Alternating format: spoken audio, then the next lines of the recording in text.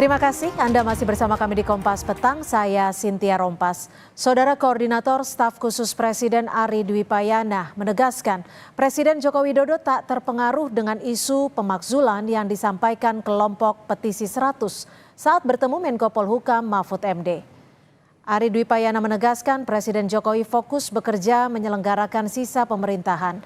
Ia menilai wajar jika ada ruang-ruang kritik atas pemerintahan Presiden Jokowi, namun berdasarkan hasil survei, tingkat kepuasan publik kepada kinerja pemerintah masih tinggi.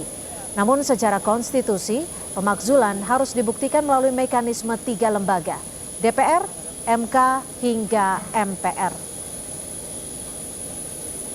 Dalam menghadapi dinamika politik saat ini menjelang pemilu, Presiden tetap bekerja, fokus menyelenggarakan pemerintahan, memimpin pemerintahan. Kita jaga sebenarnya situasi yang kondusif, bagus ini jangan sampai kemudian memunculkan polarisasi politik yang semakin tajam. Yang ketiga, dalam koridor konstitusi kan sudah sangat jelas bahwa syarat-syarat untuk pemakzulan itu harus melewati satu mekanisme 3 lembaga loh. Melewati ujian-ujian politik ya. Sementara Ketua DPR RI yang juga Ketua DPP PDI Perjuangan Puan Maharani menyebut desakan pemakzulan Presiden Joko Widodo atas dugaan pelanggaran konstitusional harus dibuktikan. Puan juga menyebut pemakzulan Presiden juga harus dinilai dari kepentingannya. Ya kan untuk melaksanakan hal tersebut harus terbukti bahwa kemudian Presiden itu melaksanakan pelanggaran hukum dan lain-lain sebagainya. Ya kita aspirasi itu boleh saja diberikan atau disampaikan, namun apa urgensinya. Jadi kita lihat apa urgensinya, namun namanya aspirasi kan tetap harus kami terima. Tuh. Calon Presiden nomor urut 3, Ganjar Pranowo menyebut usulan pemakzulan Presiden Jokowi harus digali lebih dulu. Ganjar menilai dugaan pelanggaran Presiden harus dibuktikan lewat mekanisme DPR. Namun Ganjar meminta agar Presiden berhati-hati dalam menjalankan aturan bernegara. Jika ada indikasi pelanggaran konstitusi, sebenarnya itulah yang bisa menjadi entry point. Mungkin orang mesti menjelaskan dulu ketika ada orang ingin memakzulkan apa pelanggaran yang dilakukan. Tanpa itu rasanya tidak mungkin. Karena mesti ada sesuatu yang dilanggar, apakah itu sumpah janjinya, apakah itu konstitusi atau peraturan undang-undangannya, baru kita bisa menginjak ke tahapan berikut. Kalau enggak, ya enggak bisa. Apapun harus berhati-hati, sehingga Presiden harus melaksanakan aturan, dan siapapun yang akan berpikir untuk memakzulkan juga harus melihat betul mana letak pelanggaran, sehingga masyarakat akan bisa tahu. Sumpah seorang presiden itu dimulai dengan demi Allah, saya akan melaksanakan kewajiban ini sebaik-baiknya dan seadil-adilnya. Kalau tidak adil melanggar sumpah itu. Sebelum narasi pemakzulan Jokowi muncul, Wakil Presiden ke-10 dan 12 Yusuf Kala sempat mengingatkan Presiden Joko Widodo untuk menjaga netralitas dalam Pilpres 2024. Wacana pemakzulan disampaikan oleh Petisi 100 yang juga menyoroti dugaan kecurangan dalam proses pelaksanaan pemilu 2024. Mereka menyampaikan hal ini kepada Menko Polhukam Mahfud MD. Usai pertemuan itu, Mahfud menjelaskan upaya pemakzulan memakan waktu lama dan itu merupakan urusan DPR. Nah ini semua tidak mudah karena dia harus disampaikan ke DPR. DPR yang menuduh itu mendakwa, melakukan impeach itu namanya, impeach itu pendakwaan. Itu harus dilakukan oleh minimal 1/3 anggota DPR, dari 575 1/3 berapa? Dari 1/3 ini harus 2/3 hadir dalam sidang. Dari 2/3 yang hadir harus 2/3 setuju untuk pemakzulan. Kalau DPR setuju nanti dikirim ke MK. Apakah putusan DPR ini benar bahwa Presiden sudah melanggar? Nanti MK sidang lagi lama. Pakar Hukum Tata Negara Yusril Iza Mahendra menyebut bahwa pemakzulan memang urusan DPR. Jika tidak ada protes dari DPR, maka pemakzulan tak bisa dilakukan. Saya sependapat dengan Pak Mahfud bahwa isu pemakzulan itu bukan urusannya Menko Polhukam ya, itu urusannya DPR sebenarnya. Lebih baik mereka datang ke DPR dan lihat apa reaksi dari fraksi-fraksi DPR terhadap kemungkinan ada intervensi dari Presiden terhadap putusan Mahkamah Konstitusi nomor 90. Ya, kalau itu bisa jadi pemakzulan memang. Kalau ada angket dilakukan, lalu kemudian akhir dari angket itu kan adalah pernyataan pendapat di DPR. Kalau DPR berpendapat Presiden melakukan apa misalnya perbuatan tercela menjadi dasar bagi impeachment. Tak hanya soal wacana pemakzulan, Jokowi sebelumnya pekan lalu juga digugat ke Pengadilan Tata Usaha Negara karena dinilai telah melakukan nepotisme untuk membangun dinasti politik yang bertentangan dengan konstitusi. Tim Liputan Kompas TV.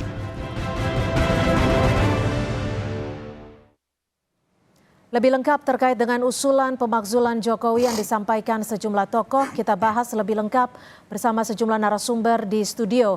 Sudah ada kritikus politik dan juga inisiator dari Petisi 100, Faisal Assegaf, dan dosen hukum tata negara serta peneliti Posdem Universitas Andalas, Ferry Amsari. Sementara melalui sambungan virtual kita bergabung dengan juru bicara tim kampanye nasional Prabowo Gibran, Pak Habibur Rahman. Selamat sore Bapak-Bapak, terima kasih sudah bergabung bersama kami di Kompas Petang. Terima kasih. Selamat sore. Baik, Pak Faisal, langsung. Kenapa mengusulkan diperlukan adanya pemakzulan terhadap Presiden? Kenapa? Ya. Gelombang yang mengusulkan pemakzulan ini bukan baru. Tapi ini satu akumulasi yang terus-menerus terjadi sejak bulan Juni tahun 2023. Dan kemudian pada tanggal 7 Desember, kawan-kawan petisi 100 itu sudah menemui pimpinan mendatangi DPR dan MPR menyampaikan surat resmi. Surat resmi ke DPR? DPR dan MPR. Okay. Ada 10 alasan mereka di sana terkait dengan masalah KPK yang dianggap intervensi kekuasaan Jokowi. Kemudian masalah-masalah perampokan sumber kekayaan alam, kekacauan hukum.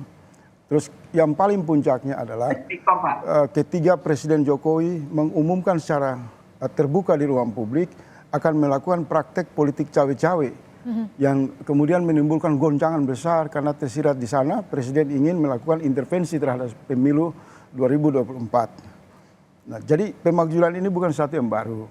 Hanya saja pada tanggal 9 kemarin saya mencoba untuk menjembatani kawan-kawan dari Poros Transisi Indonesia dan Petisi 100 dan beberapa pakar hukum, kemudian juga ada guru besar, para akademisi purnawirawan untuk bertemu di jantung kekuasaan Jokowi, yaitu Menko Polhukam. Karena komunikasi saya secara pribadi dengan Pak Mahfud mempersilahkan. Dan kita mempersilahkan dalam artian? Kita di sana berbicara mengevaluasi tentang situasi bernegara. Karena ada kecemasan, keresahan, munculnya begitu masif kecurangan pemilu yang meloloskan kepentingan dinasti politik Jokowi. Dengan hancurnya MK, kemudian berimbas adakan proses persidangan DKPP di KPU menggugat Gibran. Dan rangkaian masalah, itu diskusinya panjang. Dan ada satu hasil survei dari Pemuda ICMI yang baru dipublish, itu menyebutkan jika pemilu ini diintervensi oleh Jokowi, oleh dinasti politik, daerah-daerah itu akan minta referendum dan merdeka. Ditahan sampai di situ, artinya tahun 2023 akhir sudah mengajukan ke DPR, MPR, dan akhirnya awal Januari ini kan, tanggal 9 ke Pak Mahfud. Dan isu menyangkut pemakzulan itu satu saja pendapat. Kalau semua masalah intervensi kekuasaan ini tidak bisa diselesaikan, maka ada yang tersedia hak rakyat menggunakan konstitusi untuk memakzulkan Presiden Jokowi. Baik, saya ke Pak Habibur Rahman. Pak Habib, bagaimana merespon terkait dengan hal ini? Akhir tahun lalu sudah ke DPR, MPR, dan akhirnya bertemu dengan Mahfud MD. Respon Anda? Bukan hanya ini, sebelumnya Saudara Masinton juga kan terkait soal tuduhan intervensi dan lain sebagainya terhadap MK misalnya.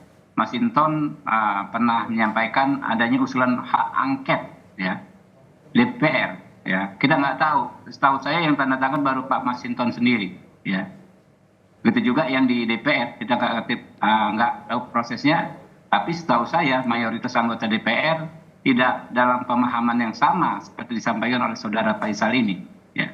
Itu mungkin Saudara Faisal bisa tanyakan lagi ke DPR seperti apa, tapi kalau lihat prosedurnya nanti Menurut saya sebagian besar ya, saya sudah cek ke teman-teman berbagai fraksi, jauh sekali dari yang namanya situasi memungkinkan terjadinya pemakzulan terhadap Pak Jokowi.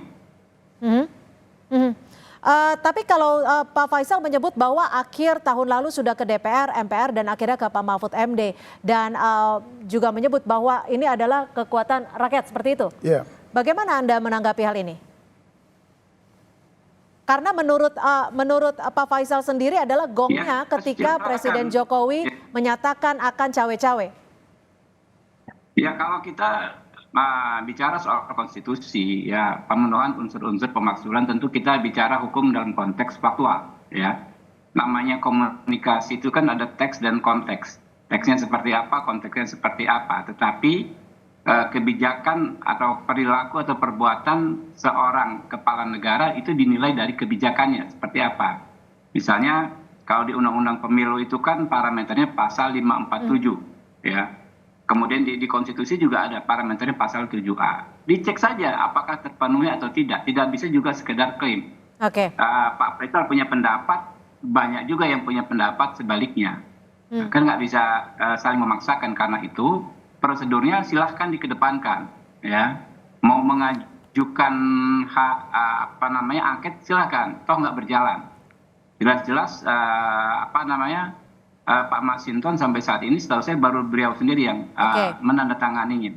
Oke, itu lain hal ya. Meyakinkan satu orang pun bukan ada relevansinya karena isunya sama, gitu loh. Begitu juga soal pemakzulan ini, ya. Ya dicek saja, misalnya kan bisa melalui pintu masuk fraksi-fraksi yang berseberangan dengan partai yang mengusung anaknya Pak Jokowi misalnya. Dikomunikasikan saja. Kami menunggu seperti apa, gitu. Oke. Mas Ferry, kalau tadi Pak Faisal menyebut ada beberapa faktor yang membuat petisi 100 mengajukan usulan pemakzulan. Kalau dari Anda, menurut Anda apa sih narasi ini, kenapa muncul saat ini? Ya, pertama mungkin publik juga merasa ada banyak faktor ya yang katakanlah tidak adil. Pernyataan presiden yang dicontohkan beliau soal cawe-cawe itu kan melukai perasaan soal demokrasi. Nah, apakah di konstitusi menyediakan ruang untuk itu? Bagi saya menyediakan. Pasal-pasal konstitusi soal impeachment ya, impeachment itu menggugat sebenarnya, belum sampai ke pemakzulan. Menggugat presiden karena melanggar hukum dan atau tidak terpenuhi lagi syarat menjadi presiden kan banyak kriterianya. Ya. Untuk melanggar hukum ada 5. Kalau presiden diduga melakukan suap, korupsi, pengkhianatan terhadap negara, tindak pidana berat lainnya, dan melakukan perbuatan tercela, misdemeanor. Perbuatan tercela itu luar biasa besar kalau dilihat konteks apa yang dikerjakan presiden. Presiden bermasalah dengan janji-janjinya. Dulu pernah menyampaikan ke depan publik bahwa anaknya tidak akan terlibat dalam urusan politik, faktanya terlibat, bahkan menjadi calon wakil presiden sekarang. Dulu menjanjikan 9 hal, apakah itu bisa dibuktikan atau tidak, itu bisa menjadi alat. Belum lagi cerita yang dituduh publik sebagai kebohongan-kebohongan itu. Saya ingat betul dulu di konteks impeachment Bill Clinton, yang dipermasalahkan oleh Senat bukanlah perselingkuhannya, tetapi pernyataan bohongnya di depan publik. Dianggap sebagai perbuatan yang tercela, misdemeanor. Nah, apakah tindakan-tindakan presiden bisa dianggap sebagai perbuatan tercela? Tentu harus melalui proses. Dan proses itu tidak dilarang di konstitusi. Bicara misalnya tidak memenuhi syarat, ini ada korelasinya dengan pasal 169 Undang-Undang Pemilu soal syarat calon. Nah, kan pernah dipertanyakan oleh banyak hal oleh publik ya, soal misalnya ijazah presiden yang bermasalah dan segala macamnya. Kalau itu pengadilan menjatuhkan putusan yang menyebabkan ijazah itu bermasalah, maka presiden tidak lagi memenuhi syarat menjadi presiden. Dan itu bisa diajukan di dalam konstitusi. Pasal 7A, 7B itu panjang ceritanya, tidak bisa dibaca setengah-setengah. Jadi menurut saya sepanjang konstitusi bilang boleh, sah, ya boleh dilakukan. Ini bukan kudeta, jadi ini pasal yang diperbolehkan oleh konstitusi. Ketika ada entry point ya? Yes. Apakah tercela menjadi bagian dari entry point? Pak Habibur Rahman, menurut Anda, tapi dijawab selepas jeda, tetap bersama kami di Kompas Petang. Usulan pemakzulan mencuat saat ini, tapi juga dibutuhkan kewenangan DPR, MK, dan juga MPR. Artinya ini prosesnya akan panjang sekali. Mas Ferry, kalau dilihat prosesnya begitu panjang, lalu kalau dilihat dari realitas secara kenegaraannya bagaimana? Ya, prosesnya cukup melibatkan banyak lembaga. Soal panjang tidak panjang itu tergantung political will 3 lembaga. Ya. DPR, Mahkamah Konstitusi, dan MPR. Dia bisa ribet, panjang, lama, jika memang political will-nya berbeda dalam perspektif yang mengajukan. Tapi dia akan bisa cepat kalau kemudian political will-nya sama. Antara yang diusulkan DPR, disidang di Mahkamah Konstitusi, dan kepentingan akhirnya di MPR. Nah, saya melihat ya bisa saja dalam waktu 8 bulan ke depan ini akan terjadi. Karena konstitusi pasal 7A, 7B itu tidak memberikan patokan waktu. Jadi karena dia sudah dekat, masa jabatannya tidak boleh diajukan. Tidak ada itu. Jadi sepanjang presiden oleh masyarakat melalui DPR dianggap melakukan pelanggaran hukum dan tidak memenuhi syarat, dia dapat diajukan pemberhentian di tengah jalan. Baik. Dan bagi saya banyak ya cawe-cawe tadi, kalau kita ingat ya Presiden Nixon, itu cawe-cawe menjelang pemilu. Artinya bisa masuk dari situ entry point-nya? Ya, entry point-nya bisa. Soal perbuatan tercela itu besar sekali itu. Dan Nixon dianggap melakukan perbuatan tercela karena cawe-cawe urusan pemilu. Pak Habibur Rahman, bagaimana Anda melihat ini? Apakah cukup alasannya? Jika cukup alasannya, nanti apa yang akan dilakukan? Ya, kalau menurut Ferry Amsari sih pasti cukup. Ya. Tapi kalau secara objektif menurut sebagian besar rakyat tentu jauh dari cukup. Ya. Kita lihat misalnya apa yang dituduhkan soal ketidaknetralan terkait Pilpres. Dikatakan ada anaknya Pak Presiden ikut pemilihan. Ya, kita urai satu-satu ya. Dalam konteks itu kita lupa ya, mungkin teman-teman lupa bahwa konstitusi kita bahkan mengatur seorang presiden incumbent boleh maju. Wah, itu lain kembali sebagai presiden. Saya ngomong dulu Pak, ya Pak Ferry. Tertib ya Pak Ferry ya. Yang kedua ya. Dalam konteks global juga nggak ada masalah ya. Seorang presiden incumbent mendukung presiden berikutnya. Di Amerika misalnya ya, George W. Bush mendukung John McCain waktu lawan Obama. Lalu Obama kemudian mendukung Hillary waktu lawan Donald Trump. Itu bukan hal yang aneh ya. Tapi tidak ada presiden yang mendukung anaknya jadi presiden. Pak Habib, dibilang dengan Pak Ferry tidak ada presiden yang mendukung anaknya sebagai calon wakil presiden. Saya selesaikan, saya nggak tanggapin Ferry ya. Satu-satunya kata netral dalam undang-undang pemilu kita itu di pasal 441 terkait dengan pemantau pemilu.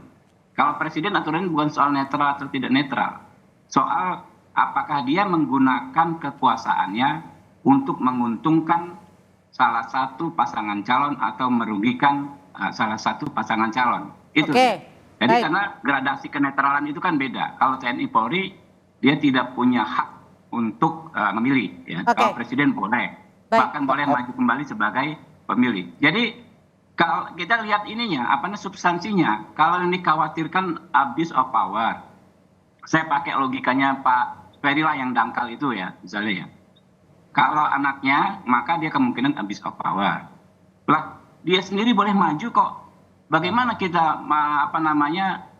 mengkalkulasikannya?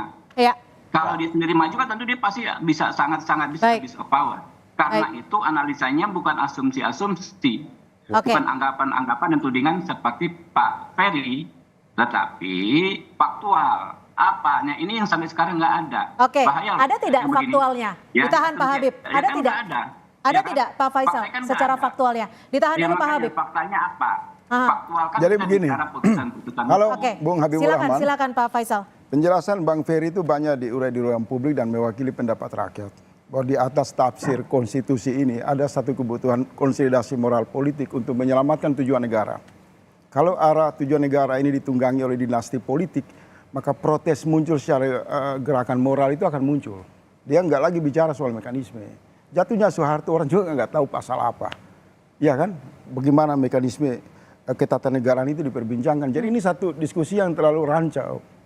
Jadi Habibur Rahman dan kawan-kawan partai politik yang ada di lingkaran kekuasaan yang masih mengusung berangkas politik yang diikat oleh kepentingan lapak di sana itu berhenti untuk merespon kami. Tapi secara faktual kami ada tidak mau diskusi sama mereka. Mereka ini orang yang kehilangan moral, sudah hancur, hari-hari gendong putra presiden. Oke, dibilang kehilangan moral bagaimana Pak Habib? Jadi tidak punya akal sehat, tidak punya moralitas, dan semua pendapat mereka itu rakyat tolak. Kami tidak mau berbincang dengan mereka, pengusung berangkas politik. Yang kami bicara ada satu peluang konsolidasi untuk menyelamatkan negara yang dibuka oleh Menko Polhukam. Satgas anti pemilu curang. Itu kan fokus perbincangan rakyat hari ini. Oke. Karena semua lembaga negara pengawasan, partai politik lebih khusus di lingkaran kekuasaan ini udah ambruk moralnya. Baik, ditahan. Maka yang tersisa instrumen di Menko Polhukam ini kemudian digunakan oleh rakyat untuk mengkonsolidasikan hak-hak mereka di dalam bernegara. Pertanyaan, apakah rekomendasi Menko Polhukam kalau ditemukan kejahatan cawe-cawe ini melanggar dan merusak demokrasi itu tidak bisa dipakai oleh DPR. Oke. Proses ini yang lagi kami tunggu. Oleh sebab itu saya sedikit memberi informasi berdasarkan konsolidasi poros transisi Indonesia yang dimotori oleh Satio Novanto itu sudah bertemu dengan beberapa pimpinan partai di lingkaran kekuasaan. Dan mereka memberi sinyal mendukung pemakzulan apabila PDIP dan kelompok-kelompok oposisi terus bergerak. Oke, silakan. Saya mau mengurai. Jadi gerakannya udah terlalu maju, bukan lagi perbincangan teoritis. Saya mau mengurai kondisi faktual berdasarkan pandangan Pak Habibur Rahman yang tidak dangkal tapi sampai ke langit yang ketujuh itu ya. Sehingga sulit kita jangkau cara berpikirnya. Dia barusan menjelaskan faktual yang sangat penting bahwa kalau presiden menyalahgunakan wewenangnya untuk kepentingan anak, keluarganya atau kroninya, di sanalah dia melanggar. Inilah pasal cawe-cawe itu. Apa saja cawe-cawenya bisa kita urai. Faktanya presiden sedang menunjuk 278 kepala daerah ya, yang kemudian akan mengkoordinasi kepentingan politik anaknya. Presiden bahkan mengundang kepala desa untuk kemudian menunjukkan sikap keberpihakannya. Anaknya bertemu kepala-kepala desa itu untuk mendukungnya.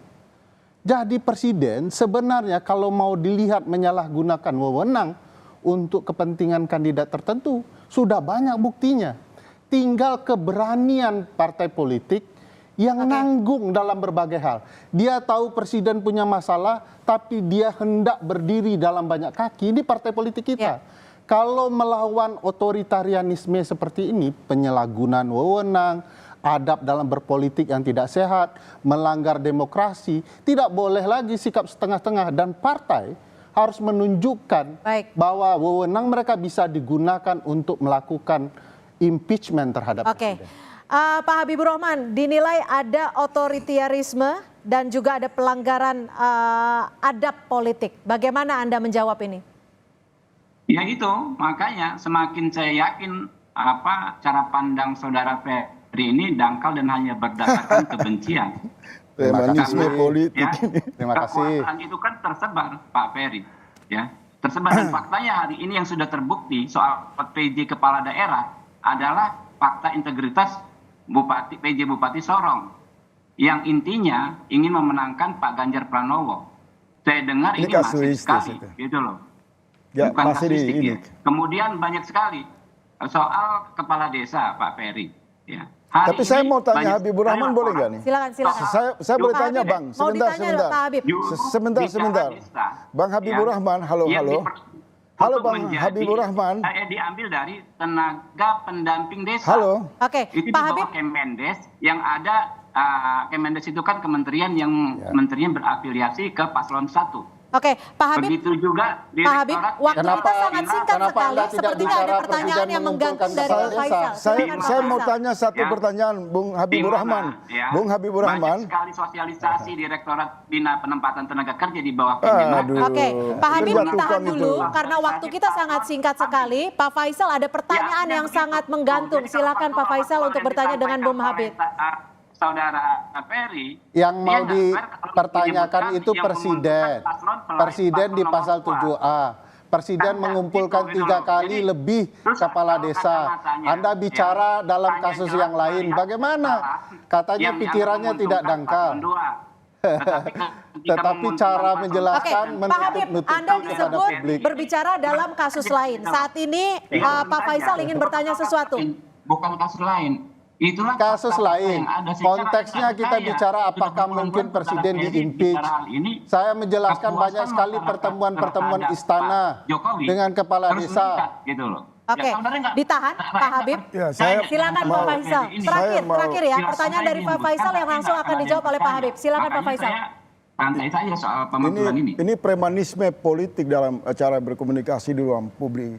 Pendapat Habibur Rahman itu harus dikonfirmasi dulu. Apakah pendapat pribadi atau partai politik? Otoritas itu perlu untuk kita dengar. Kalau dia pendapat pribadi nggak penting. Ya kan? Kedua, saya mau bocorkan kepada Habibur Rahman, lebih dari 50% di internal Gerindra, dan silakan lakukan survei, itu mereka mendukung pemakzulan. Baik. Silakan saya tantang itu. Kenapa? Karena mereka sadar mereka bersama-sama rakyat membangun partai, tidak mau partai dikuasai oleh dinasti politik. Dan lebih khusus 5 orang, Jokowi, Iriana, Gibran, Kaisang. Kejahatan dinasti politik ini fakta di depan mata menunggangi arah tujuan negara. Baik. Jadi kalau ditanya, apakah perlu pemakzulan? Hari ini seluruh rakyat sadar, negara ini harus dikembalikan dalam tata kelola berkeadilan, tidak dibajak oleh kepentingan dinasti politik. Jadi posisi Habibur Rahman, saya ingatkan Anda sebelum bicara soal isu pemakzulan, saya minta konfirmasi positioning Anda. Karena jangankan bicara pemakzulan, mengoreksi perilaku, kekasaran, tidak adabnya Prabowo saja Anda tidak mampu. Bagaimana Anda mau memperjuangkan keadilan bagi rakyat? Jadi berhenti merespon isu ini. Rakyat tidak percaya dengan partai-partai yang ada di lingkaran kekuasaan, yang hari-hari mereka hanya daya panggilnya karena berangkas negara, bukan karena hati nurani. Udah berhenti, kamu berhenti bicara. Kamu kita tidak beri ruang untuk bicara ini. Jangan mendistorsi rakyat dengan mekanisme aturan baca-baca pasal seolah-olah rakyat bodoh. Udahlah berhenti. Anda saya perintahkan berhenti. Baik, ditahan dulu Kita Pak tidak Faisal. mengintervensi Kami agenda silakan Pak kalian. Habib untuk Hormati merespon juga singkat saja. suara rakyat. Ini gerakan moral karena sikap kalian yang tidak jelas dalam bernegara. Istighfar, brother. Close. Santai aja. Nggak perlu teriak-teriak. Udahlah Habibur Rahman, udahlah jangan bikin onar lagi lah. Rakyat udah muak, udah capek. Ya Udah capek. silakan. Kan Anda rakyat berhak bicara. Tetapi sebagai negara rakyat juga Anda berhak jangan bersikap. masuk mengotak-atik Ya. wilayah gerakan Sebagian pemakzulan negara dalam rangka sikap yang mengoreksi berbeda. kekuasaan Mereka Jokowi. mendukung Pak Jokowi. Kami tidak ada urusan Buktinya pribadi dengan kepuasan Anda. terhadap kinerja Pak Jokowi tinggi sekali. Gitu. Bikin saja Gerindra itu silakan umumkan kami menolak secara resmi pemakzulan supaya rakyat tahu bahwa kalian mendukung pasti dinasti memang politik. menolak.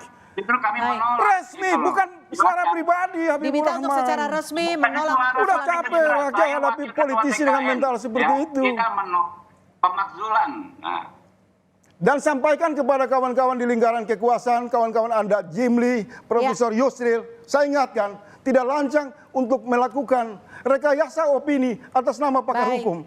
Kalian sudah tidak dipercaya oleh rakyat. Baik, waktu juga Terima kasih. yang terpaksa mengakhiri diskusi kita. paling tinggi, Pak. Survei Habibur Rahman paling tinggi. Baik, kita akan kembali berdiskusi nanti Udahlah, pada berhentilah. waktu dan Berhentilah regulasi gendong yang lebih Gibran sana, panjang. berhenti. Kita tunggu Stop. prosesnya seperti apa nanti Saya nggak terkait takut dengan. ya, gitu loh. Supaya aja, gitu loh.